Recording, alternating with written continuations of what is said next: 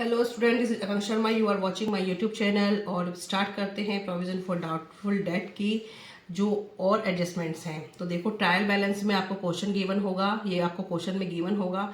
सन्डी debtor आपके debit side में 4,10,000, provision for doubtful date 20,000, bad debt 6,000 के गिवन होंगे ट्रायल बैलेंस में।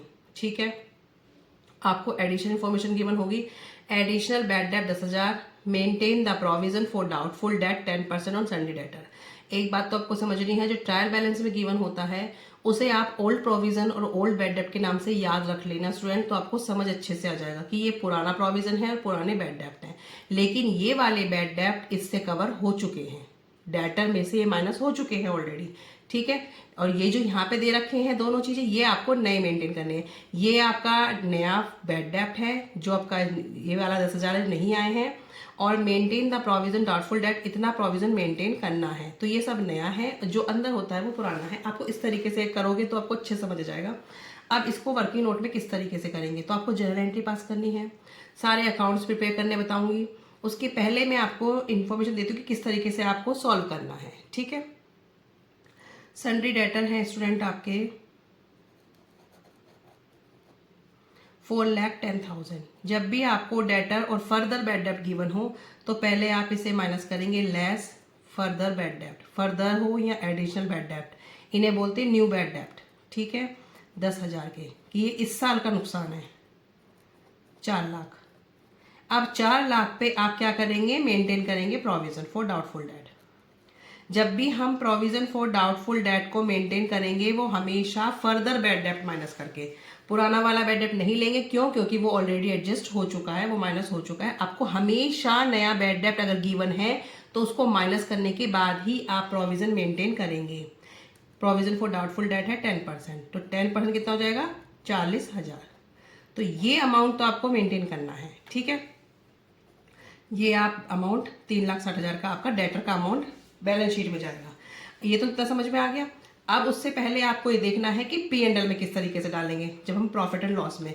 तो प्रॉफिट एंड लॉस में जब भी हमारा अमाउंट आएगा तो आप कैसे डालेंगे, देखो आपके ओल्ड बैड डेट कितने हैं, ये तो मैं ऐसे ही आपको वर्किंग नोट में समझा रही हूँ। ओल्ड बैड डेप्ट है 6,000 के, प्लस कर देना न्यू बैड डेप्ट 10,000, प्लस कर देना न्यू प्रोविजन, कितना हो जाएगा, न्यू प्रोविजन कितना है हमारा 40,000। तो ये हो गया हमारा 56,000। और इसमें से लेस कर देंगे, less old provision. Old provision, old provision इतने सारे खर्चों को क्या कर पा रहा है, कितना ही मेंटेन कर पा रहा है, तब भी बच गई है आपकी लायबिलिटी। 36,000 की आपकी लायबिलिटी बढ़ गई, बची हुई है। तो ये आपको किधर दिखा रहा हूँ, प्रॉफिट एंड लॉस जब हम बनाएंगे उसमें 36 आएगा। तो आपको याद क्या रखना है, ओल्ड बैड डेप्ट प्लस न्यू बैड डेप्ट plus new provision less old provision. ठीक है, ओल्ड प्रोविजन कहाँ तक उसे कवर कर पाया, तो 20,000 तक कवर कर पाया, 36 अभी भी बचा है, तो 36,000 आपका प्रॉफिट एंड लॉस अकाउंट में आ जाएगा। ठीक है स्टूडेंट, अब देखते हैं एंट्री कैसे पास करनी है। तो फर्स्ट मैंने एंट्री का इधर कॉलम बना दिया है। फर्स्ट एंट्री क्या होगी, देखो बैड डेप्ट आपकी गिवन है, तो बैड डेप्ट कौन से, ये वाले बैड डेप्ट, इसकी एंट्री क्या पास करेंगे आप, बैड डेप्ट कहाँ से रिकवर होंगे, बैड डेप्ट अकाउंट डेबिट टू, बैड डेप्ट कहाँ से हुए हैं, सॉरी ये डेटर में से, डेटर, क्योंकि डेटर ने तो पैसा नहीं दिया वही तो बैड डेप्ट बन गया है, डेटर ने पैसा नहीं दिया वही बैड डेप्ट बन गया है। 10,000 10,000। ठीक है, फिर उसके बाद इस बैड डेप्ट को आप कहाँ से कवर करेंगे, provision for doubtful debt account से, provision for doubtful debt account to bad डेप्ट। कितना हो जाएगा, 10,000 तो ये और 6,000 पुराने वाले, 16,000 16,000 16,000 और 16। ठीक है, आप नरेशन भी डाल देना, bad dept transfer to provision for doubtful डेब्ट अकाउंट। ठीक है, बैड डेट कहाँ ट्रांसफर कर दिया है? Provision for doubtful debt account में। यहाँ पे कर देना एडिशनल बैड डेब्ट रिटन ऑफ। ठीक है, अब देखो बैड डेब्ट टू डेटर, डेटर में से ही तो बैड डेट बने हैं। अब ये बैड डेट कहाँ से रिकवर होंगे? Provision for doubtful debt to bad डेब्ट अकाउंट।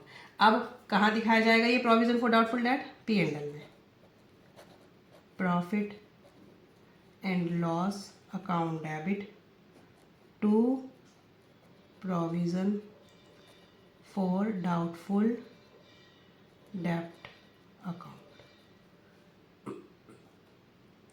आप इसकी नरेशन डाल देना, अमाउंट डेबिटेड टू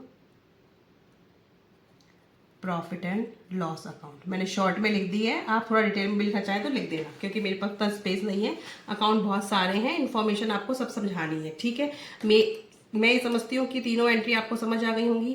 पहले आपको ध्यान देना है, इस बैड डेट की कोई एंट्री पास नहीं होगी, एंट्री पास होगी इस बैड डेट की। तो ये वाला बैड डेट अब कहाँ से हुआ है? डेटर से हुआ है, तो bad debt to debtor account. उसके बाद आपने प्रोविजन से, ये बैड डेट कहाँ से भरा जाएगा? प्रोविजन से, तो provision for doubtful debt to bad debt यहाँ से कवर करेंगे। उसके बाद इस प्रोविजन को कहाँ मेंटेन करेंगे? Profit and loss account debit to provision for doubtful debt. P and L के डेबिट साइड में दिखाया जाएगा प्रोविजन फॉर डाउटफुल डेट। ठीक है, ये अकाउंट यहाँ खोला है तो उसको यहाँ ऑफ कर देंगे, ये वाला अकाउंट यहाँ खोला था तो उसको यहाँ ऑफ कर दिया। ठीक है, अब देखो एंट्री आपको समझ आ गई होंगी। अब इन एंट्री से आप डेटर में ये इन सारी अकाउंटों में कैसे ट्रांसफर करेंगे? तो पहले मैंने बनाया है सन्डी डेटर अकाउंट। सन्डी डेटर अकाउंट में देखो डेटर आपके कितने के दे रखे हैं क्वेश्चन में?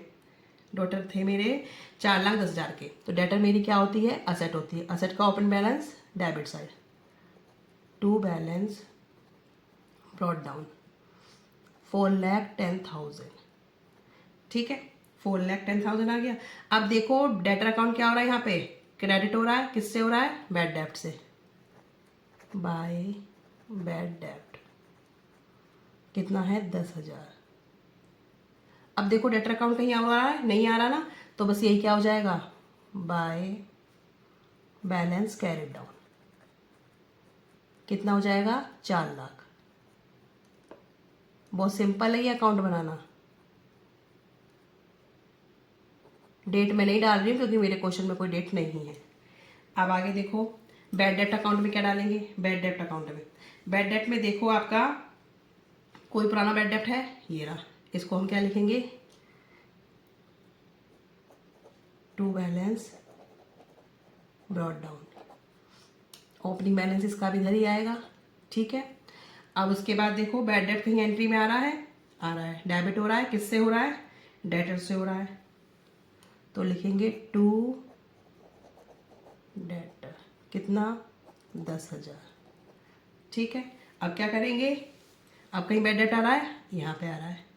क्या से आ रहा है? क्रेडिट साइड आ रहा है, provision for doubtful date, by provision for doubtful date 16,000, 16,000, 16,000। समझ आ गया आपको? बिल्कुल सिंपल है। पुराने वाले बैड डेट का ओपनिंग बैलेंस डाला, फिर मैंने यहाँ अकाउंट में चेक किया 10,000 के मेरे डेटर से था, फिर उसके बाद दोनों को पस करके हमारा कहाँ गया? Provision for doubtful date. अब प्रोविजन फॉर डाउटफुल डेट में क्या आएगा? प्रोविजन फॉर डाउटफुल डेट में देखो आपको जो बैलेंस दे रखा है ओपनिंग बैलेंस, इसे ही लेते हैं जो यहाँ पे गिवन होता है। अब provision for doubtful date liability है, तो ओपनिंग बैलेंस इस साइड आएगा,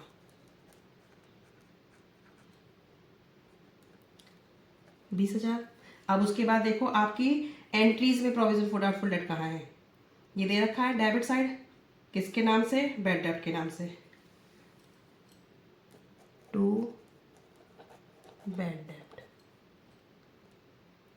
16,000। ठीक है, अब और देखो कहीं दे रखा है, ये दे रखा है क्रेडिट साइड में, तो ये आ जाएगा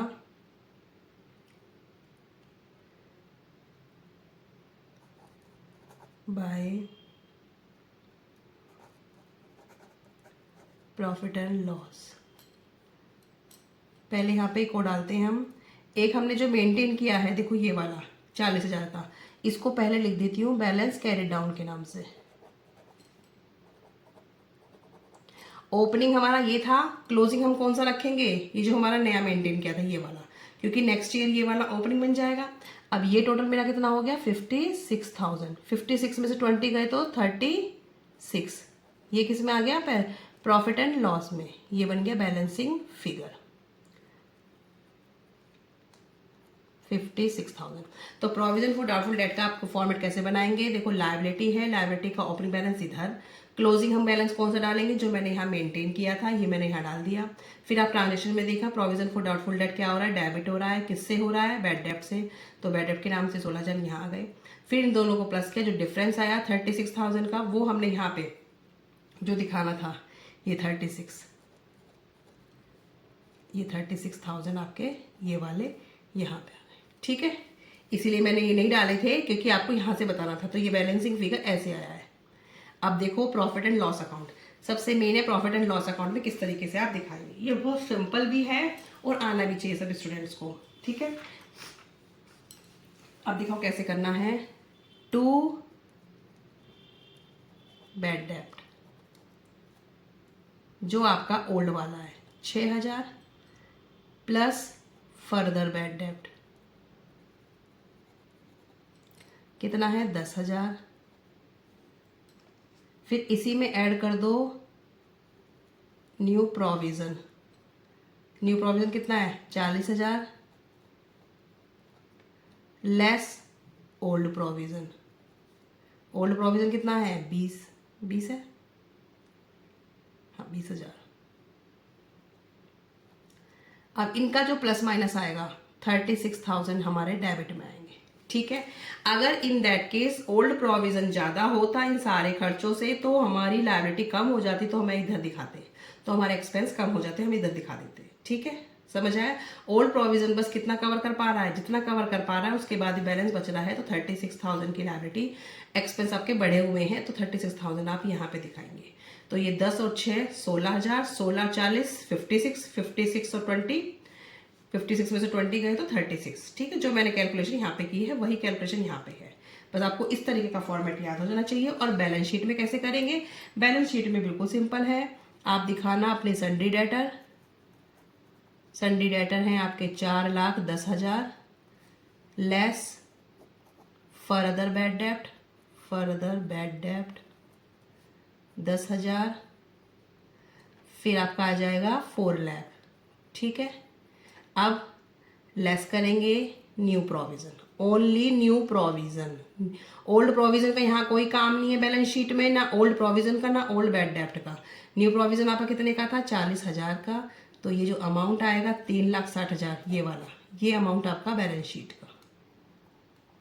तो मेन आपको फॉर्मेट याद रखना है, एंट्रीज आपको पता हो, एक तो एंट्री पता होनी चाहिए, ये सारे अकाउंट्स आपके क्लियर होने चाहिए। प्रॉफिट एंड लॉस में मेन आपको पता चाहिए कि किस तरीके का आएगा, तो प्रॉफिट एंड लॉस में ओल्ड बैड डेब्ट, न्यू बैड डेब्ट, न्यू प्रोविजन, तीनों को प्लस करो और ओल्ड प्रोविजन को माइनस कर दो। उसके बाद बैलेंस शीट में किस तरीके से दिखाएंगे, बैलेंस शीट में सिर्फ न्यू दिखाना है, डेटर में से नया बैड डेब्ट माइनस करो और नया प्रोविजन माइनस करो, तो अब हमारे डेटर 3,60,000 के हैं लास्ट में, ठीक है।